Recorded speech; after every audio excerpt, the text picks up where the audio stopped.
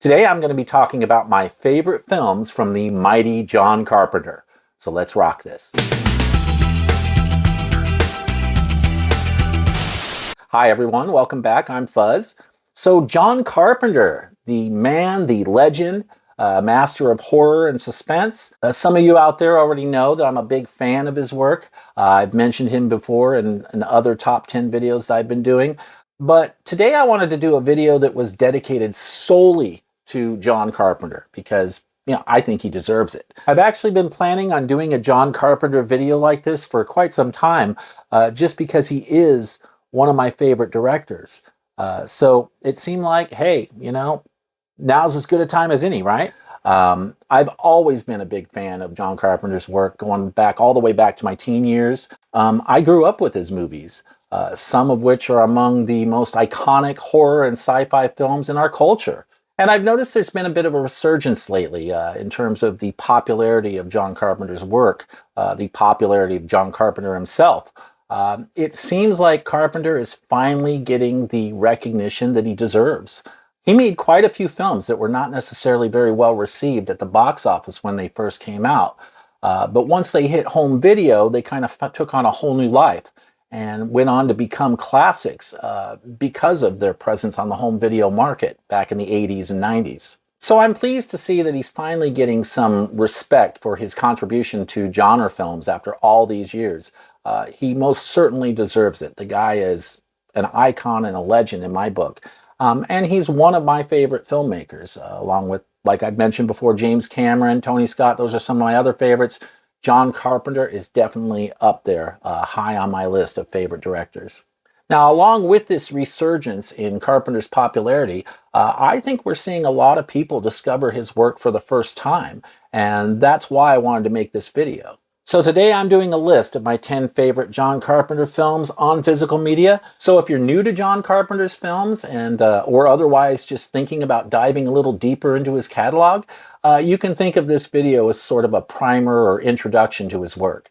And for those of you out there who are already big Carpenter fans, well, I'm sure you can have fun with this video too, even if only just to see how my ranking compares to your own personal favorites from John Carpenter. Now, just a quick reminder, I will be doing my honorable mentions at the end of the video like I usually like to do. So stay tuned for those. I do have a couple Carpenter picks at the end that I will definitely want to highlight. So let's get into it right now. So starting off at number 10, I chose In the Mouth of Madness from 1994. And I'm sorry if the reflection's hard to see. This is a great film starring Sam Neill.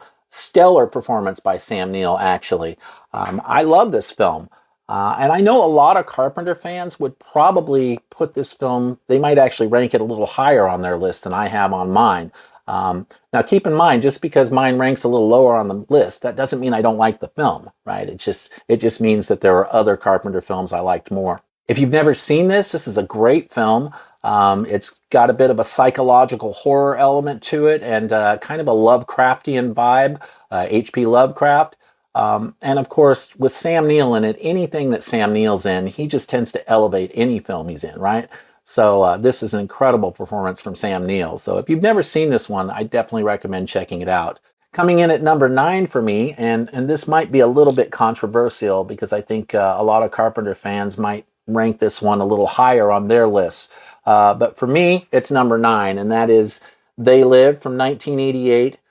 Great film with Roddy Piper, Keith David, some great subtext, political, social commentary, and I love the artwork on this, right? The artwork is awesome. This is 4K, of course. The Scream Factory put out this steelbook, and I've really been digging these John Carpenter steelbooks. I even took them out of my plastic covers just for you guys. So, but I love They Live. I know it might seem a little low on the list compared to maybe how other people would place it, but that's not an indication that I don't like the movie. I do like the movie. It's just, once again, there are other Carpenter films I like more. Moving on to number 8, I chose Christine from 1983. Oh, sorry, more reflection there. This looks fantastic on 4K as well. If you guys have never seen this on 4K, I definitely recommend picking up the 4K restoration. Christine, the car looks unbelievable. Looks really good on the format. Just the colors just pop like you wouldn't believe. So this is a great film, and I guarantee you the show me scene has never looked better on 4K. So if you've never seen Christine, you definitely want to check this out. It's a great Stephen King adaptation. So yeah, Christine at number 8. Okay, and coming in at number 7 is a film that I personally don't think gets enough love in the Carpenter community or among Carpenter fans, but I love this film. And it's a little bit different for Carpenter. It's not really a horror film, and that's Memoirs of the Invisible Man. This was Chevy Chase, Daryl Hannah, and Sam Neill once again making an appearance in a John Carpenter film. And as you would expect, Sam Neill elevates this film too. This is a great film, and I think it bombed in the theater when it came out. I don't think it did very well, and I think that's because people weren't really sure what to make of this film. You know, you go into a Carpenter film, you expect horror or sci-fi or something along those lines, and this kind of straddles the line a little bit with horror and sci-fi, but it's a lot tamer than other Carpenter films, right?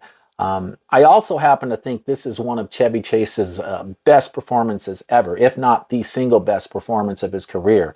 It was a little bit different than the usual Chevy Chase fare, right? He still kind of hams it up a little bit, but he plays it a lot more straight than he usually does in his other films. And it's just a really well done film. And if you've never seen this particular Carpenter film, I would strongly recommend it. It's a great film and you're missing out. So moving on to number 6, and I just watched this the other night, Assault on Precinct 13. Now, I don't have a physical media copy to show you of this one. This one came out in 1976. It's a fantastic Carpenter film. And I say this as someone who is also a big fan of the remake that they did of this film, but the original is just a great film. It is one that I'm hoping to pick up on physical media in the near future. I'm actually waiting for a 4K to come out of this one. We've gotten all these other Carpenter films on 4K in the last few years. So I definitely want to see Assault on Precinct 13 in 4K. And I know that they've actually done a 4K restoration for it. So that's the only reason I haven't gotten around to picking up a Blu-ray, is because I know a 4K is likely just right around the corner. But it's a great film. I'd highly recommend it if you've never seen it. It came out, 2 years before Halloween. So it's really interesting to kind of see the roots of early Carpenter work. And this film was just really well done. Okay, we're into the top 5 now, and securing the number 5 spot for me is Prince of Darkness. I'm sorry, I only have it on this little 4K 4-pack here, but it's a great film. Prince of Darkness, it's got Donald Pleasence in it, which you can never go wrong with a little Donald Pleasence. Even Alice Cooper makes an appearance in it. I think it's kind of an underrated Carpenter film, actually, and maybe people haven't gravitated to this one quite as much as maybe his other films. But if you've never seen Prince of Darkness, you definitely got to check it out. It's a great film. Now, I will say something about this particular pack here. So this is a 4-pack that was put out by Studio Canal. I would not necessarily recommend getting this. I would recommend buying the Scream Factory standalone releases for each of the Carpenter films. And here's why. The Scream Factory releases use a better encode. And so they actually look a little bit better. And they usually also include Atmos tracks, whereas the Studio Canal transfers do not include Atmos tracks. The Studio Canal releases all used dual-layer BD66 discs rather than the BD100 triple-layer discs that Scream Factory uses. So because Scream Factory is using discs that have a greater storage capacity, there's room for a much bigger and better encode on those discs. And you do notice the difference. I have found that all the Scream Factory releases look better than the Studio Canal releases. So I do intend to pick up a standalone version of Prince of Darkness at some point. I know there is a standalone 4K out there, but I've been waiting to see if Scream Factory is going to release a new Steelbook 4K version of Prince of Darkness. Akin to what they did with The Fog and They Live with the awesome artwork. I would love to see some killer new artwork for Prince of Darkness. So I'm just kind of holding out for a Steelbook, a 4K Steelbook of Prince of Darkness before I pull the trigger on that. And if it never comes, then I'll probably just end up getting the standalone release anyway.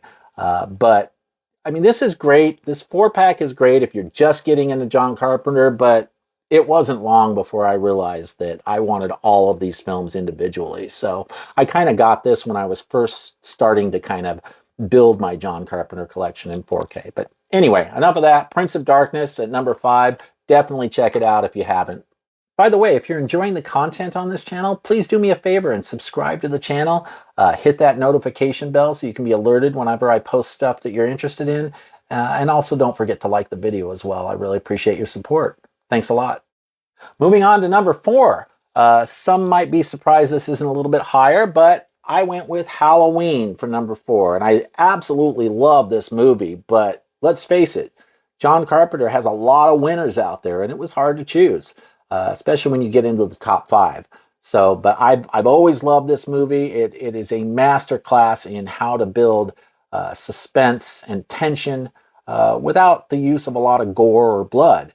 So, just such a great film. And I mean, what can we really say about Halloween, right? I mean, we all know what this film is and how iconic it is and what it paved the way for, right? So, yeah, Halloween at number 4 for me. For number 3, I had to choose a little Kurt and Escape from New York.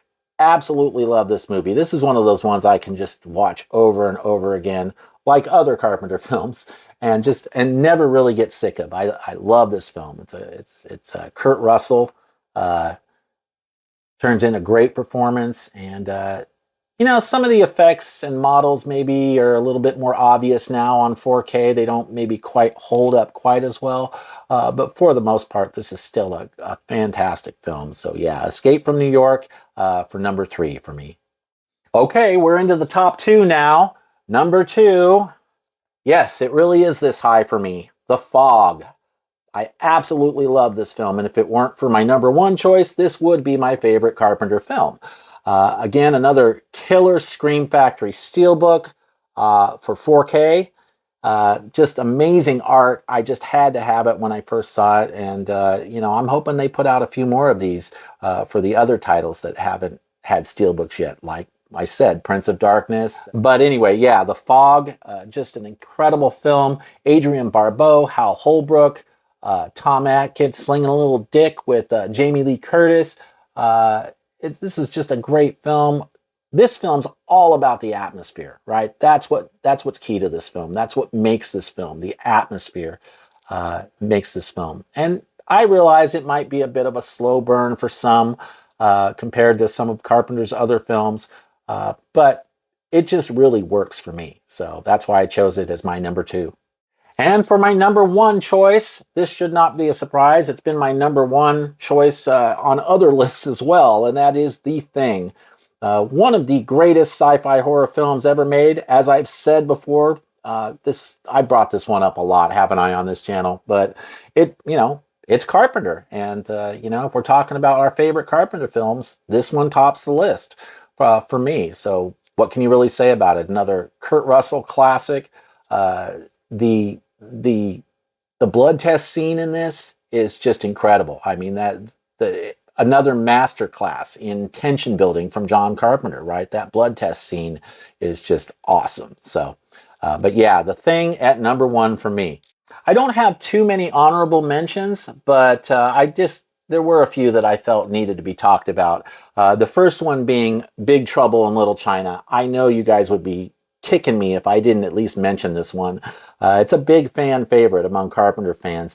I'll be honest, it's not my favorite Carpenter film. I mean, I like it. Of course, I'm a big Kurt Russell fan, so I love Kurt in this. But this one's just a little bit more out there for me. I do like it, but I don't like it nearly as much as other people do. And, compared to other Carpenter films, it's just, it wasn't my favorite. But it was worth at least mentioning because it's a classic.